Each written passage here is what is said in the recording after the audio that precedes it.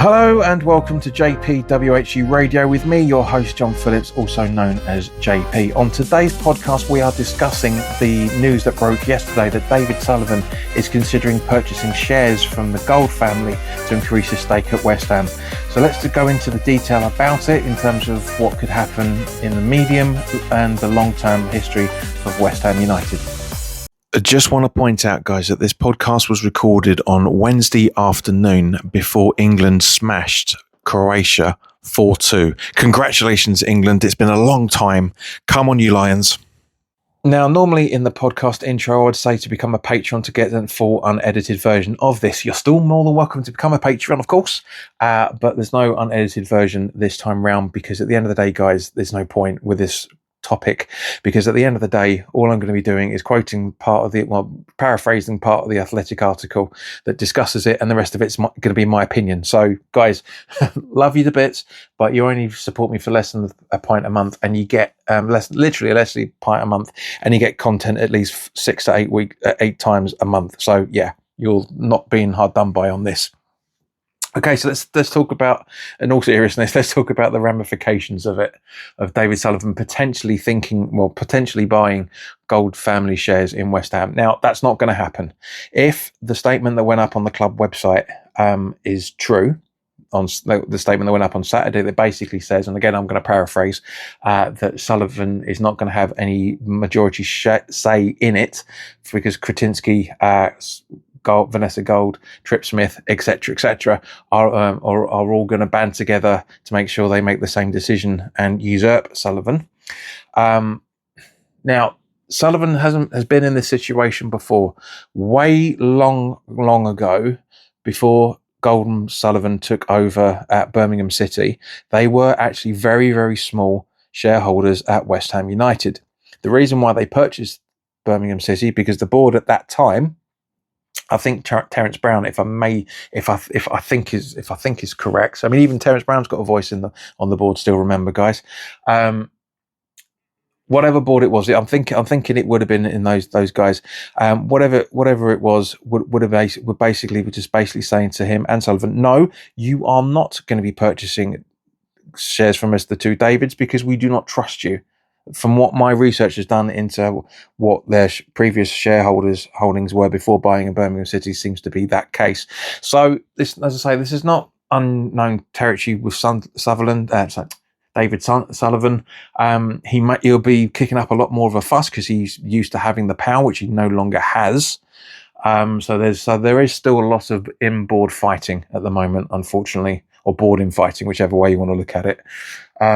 And likewise, Sullivan's not going to give up without a fight either, for that matter. So, what does it mean for the short term and medium term of West Ham? Well, as it stands at the moment, everything's still going to be up in the air until something is decided. Now, as I say, just because Sullivan is considering it doesn't mean it's going to happen. Just in the verge of the case that he was stating that, a week ago, Sullivan was thinking about selling his shares, and now all of a sudden, informants to the Athletic are now saying, or more specifically, Roshane Thomas, are saying that now that he's thinking about buying more, because I'm guessing he's feeling more confident about these personal, these non-West Ham historic liable cases, basically, or however you want to put it. He probably thinks that he's got a very strong case, so he's just making sure that he can keep his power if and when the decision is made, if in his favour. Again, we don't know, so I'm not going to comment on that in any shape or form because it's not West Ham related, so it's double not relevant to this podcast.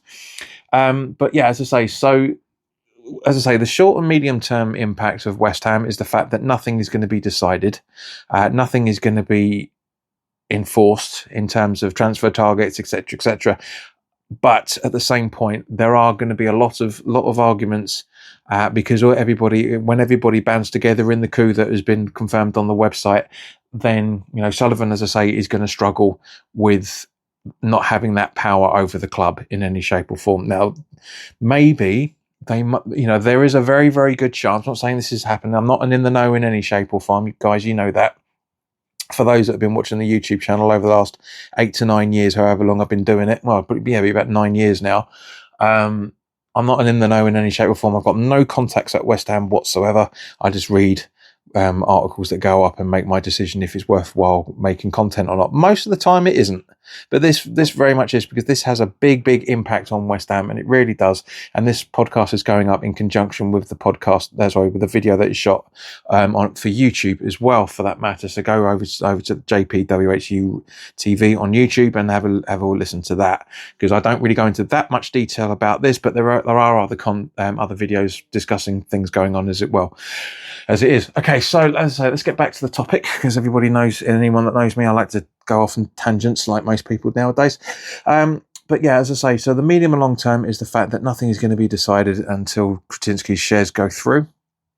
The long term implications of this is that the remaining board could just make life so uncomfortable for Sullivan, regardless of the outcome of his personal life claim, or his pre-West Ham claim, I should say, that he could just go around in that case, well, I'm going to sell my shares and I'm going to go. That's what we all want. That's what we all hope, of course, but it doesn't necessarily mean that's going to be the case. It'd be a real shame if it is. There's a real shame if it isn't going to be that way, because we all want the little git run to run to the hills as much as possible. You know, the man's in his mid to late 70s now. At the end of the day, every time you see him, he doesn't really look all that well, does he? Now, I'm not, that could be his fiancée, who's significantly younger than him, from what I understand. She could be riding him to Kingdom Come. But, he may look a little bit wayward after the wedding. She might do an Anna Nicole Smith, who knows? Again, showing my age there. But yeah, so as I say, so the medium to short term is very, very worrying. But as I say, there's a very good chance that Vanessa Gold and the rest of the Gold family block it, and then therefore, as a result of it, there's no change in the power struggle in any shape or form. I'm guessing that's going to be the more logical step, but you never know. David Sullivan may, because technically he is a billionaire, albeit with like a tenth of worth in assets that Kretinsky has. But at the same point, he could make her a ridiculously large offer and she could take it. Now that is exceptionally unlikely. I'm more likely to marry Courtney Cox than for that to happen, to be honest with you. But stranger things have happened.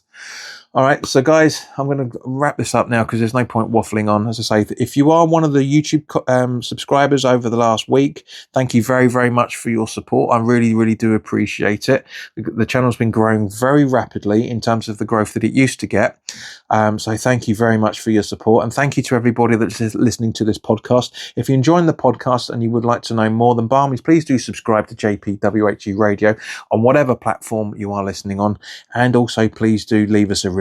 That would be handy. I'd love to see what you guys are thinking, and please do like this podcast as well. And thank you to those that are following on Spotify.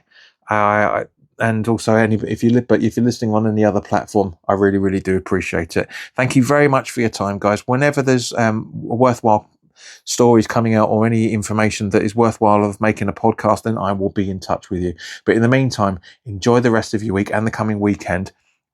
This has been This has been recorded before England kick off tonight in the World Cup, which I'm actually going to watch for a change. I haven't watched any of the World Cup so far, but I've got a funny feeling tonight's game is going to be quite entertaining. It's Croatia, so yeah, could be a bit of a tasty one. But in the meantime, guys, have a great end to your week and start of your weekend. Or if you're starting to listen to this on a Monday, then by all means have a great week, and I hope you had a great weekend. Either way, guys, I will speak to you very soon. All the best now. Take care.